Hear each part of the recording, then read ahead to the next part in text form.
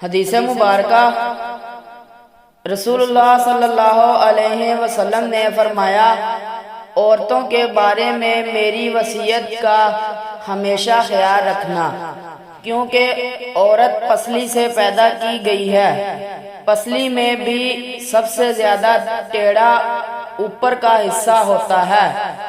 اگر کوئی شخص اسے بالکل سیدھی کرنے کی کوشش کرے تو انجام کا توڑ کے رہے گا، اور اگر اسے وہ یوں ہی چھوڑ دے گا تو پھر ہمیشہ ٹیڑھی ہی رہ جائے گی۔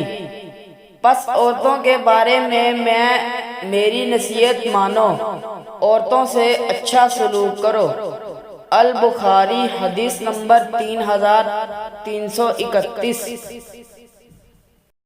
حدیث مبارکہ، اللہ تعالیٰ قیامت کے دن اس شخص سے پوچھے گا جسے دوزخ کا سب سے ہلکا عذاب کیا گیا ہوگا، اگر دنیا میں تمہاری کوئی چیز ہوتی تو کیا تم اس عذاب سے نجات پانے کے لیے اسے بدلے میں دے سکتا تھا؟ وہ شخص کہے گا جی ہاں۔ اس پر اللہ تعالیٰ فرمائے گا کہ جب تم آدم کی پیٹ میں تھا تو میں نے تجھ سے اس سے بھی معمولی چیز کا مطالبہ کیا تھا، روز ازل میں، کہ میں کسی کو بھی شریک نہ ٹھہرانا، لیکن جب تو دنیا میں آیا تو اسی شریک کا عمل اختیار کیا، اسی شرک کا عمل اختیار کیا۔ البخاری حدیث نمبر 3334۔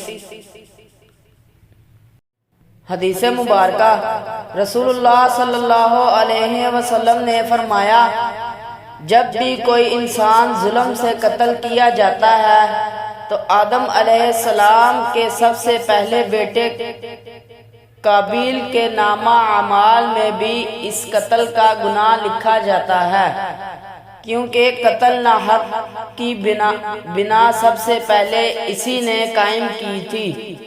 البخاری حدیث نمبر 3335۔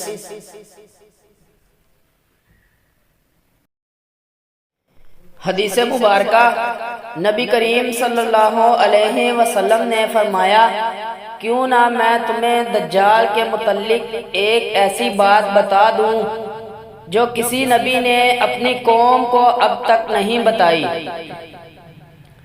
وہ کانا ہوگا اور جنت اور جہنم جیسی چیز لائے گا، پس جسے وہ جنت کہے گا در حقیقت وہی دوزخ ہوگی، اور میں تمہیں اس کے فتنے سے اسی طرح ڈراتا ہوں جیسے نوح علیہ السلام نے اپنی قوم کو ڈرایا تھا۔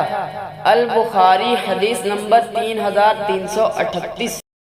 حدیث نبوی، نبی کریم صلی اللہ علیہ وسلم نے گڑگڑ کو مارنے کا حکم دیا تھا اور فرمایا کہ اس نے حضرت ابراہیم علیہ السلام کی آگ پر پھونکا تھا۔ البخاری حدیث نمبر 3359۔